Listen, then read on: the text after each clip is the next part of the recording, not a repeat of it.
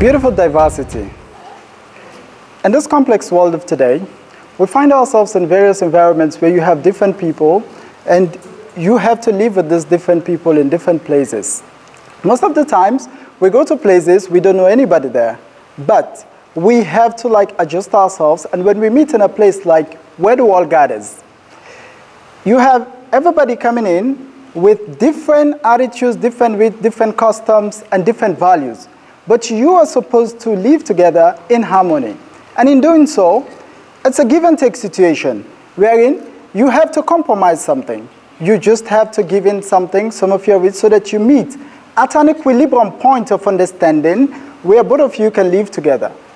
But if you hold firm to those your values or those your religious ties, you can never be able to accommodate the next person. I've been to 5 continents in the world. I've traveled to 15 different countries, and I've schooled in 4 of those 5 continents.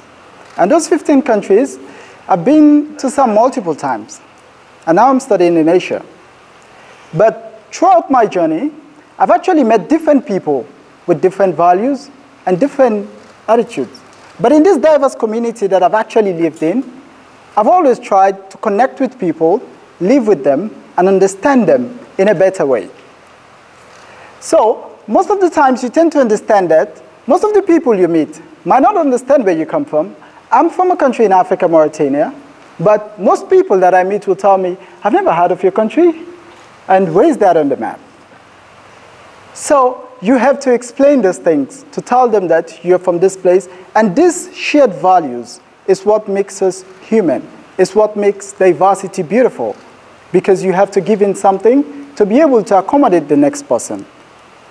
And this global identity that you find yourself in, connecting to other people, is what is actually unique about our human existence. Throughout my journey, I've actually been able to grasp some few points I want to share with you today, which are some are professional and some social. On 2 bases. One, understanding yourself. When you find yourself in a diverse community like where the world gathers, one of the things is you need to understand yourself, because you want to be a positive reflection of yourself and a positive reflection of your community. And in being a positive reflection of yourself and a positive reflection of your community, you need to understand yourself, understand your inner man, and understand your inner being. In understanding your inner man, you will know how to react and how to accommodate the next person and what to give in and what not to give in. For instance, I'm doing economics at the International University of Japan, but I'm not good with numbers. And I have a friend who is actually very good with numbers. So I used to go to the gym sometimes to exercise. I talked to him once to come to the gym. He came, and I used to ask him for assistance most of the time. So he came to the gym the other day, and I was doing some running, weightlifting. I'm sure he's not good, he's not used to the gym actually. So I had to talk to him, encourage him to be doing this. Then he made a comment that the gym is not for intelligent people. Then I'm like, okay, is this actually cultural, or is it inciting or something? Because I know my inner self, I actually had to keep quiet at that particular time. We walked back to the dorm. We stayed together, we laughed. Then at the end of the day, I had to evaluate it within myself. The simple words you say might not mean much to you, but might mean a lot to the next person. So understanding yourself is key to living in harmony with the next person. The other thing also, smile. Smile is universal. It's therapeutic, and it's healing. Turn to the person sitting next to you and just smile.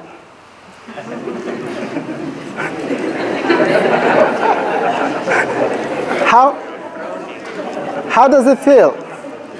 Everybody was like tensed and looking, concentrated.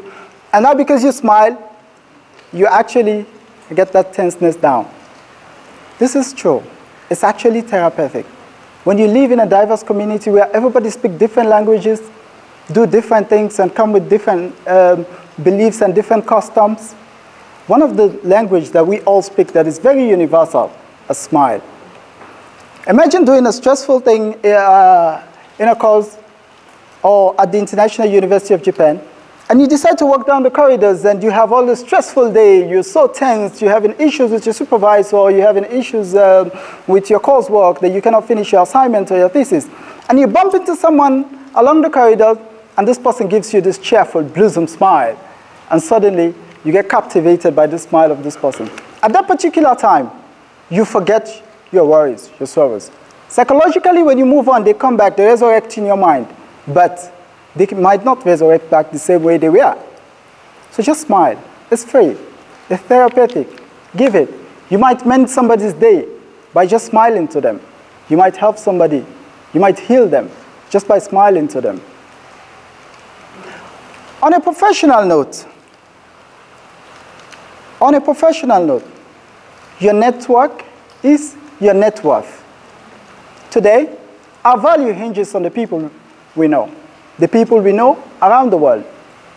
You might be in a specific place and you interact with different people from different cultures, different backgrounds, and coming from different countries. But your interaction with them and the relationship you build with them today, you might not know where it will take you tomorrow, but it will be very helpful for you in the future. Today, you might not value these people, but in the future, you would actually understand that these people are more of importance to you than any other person because of the connection you create in the diverse community that you live in. You might make diversity very beautiful. Imagine you sitting in Mauritania, for example, and inventing a very good product that you want to market this product to other places. But you've been somewhere in a diverse community where you've built relationship with some people. And that relationship you build with these people, let's say this person is in Bangladesh, or this person is in Indonesia, or Sri Lanka, and you want to market your product to Sri Lanka, Indonesia. You don't have to complicate yourself thinking again that, okay, can I have somebody of trust in Sri Lanka to send my products there? Can I have a business partner there? You will not have to start fresh looking for them. But you might just contact the person you know in these places. The network you've built with this person, when you were living in this diverse community, you might just contact them and say, I invented a new product. Can I market this product in your country? Yes, they can help you. And they can help you market your product. At the end of the day, you might not know the global markets that you are actually into, and your product might be out there. Imagine also going for tourism trips to places or going to other countries. Take a country where you don't know anybody and take a country where you know someone. Like in the spring break, I went to the US and last year, and I was studying with a friend at Lincoln University. And I had to stay in his house when I went to the US. He had to take me around for free, take me to places for free with his car. We moved from one state to another. And imagine also going to London and you don't know anybody in this place. Or maybe you have relatives who are always busy with their job and so on, but friends can sacrifice some of their times for you based on the network that you've created while you're living with them in certain places. They might take you to places that the tourist guide cannot take you. They will take you to places that your money cannot take you. Your network will make you famous. Your network will take you to places that your money can't take you.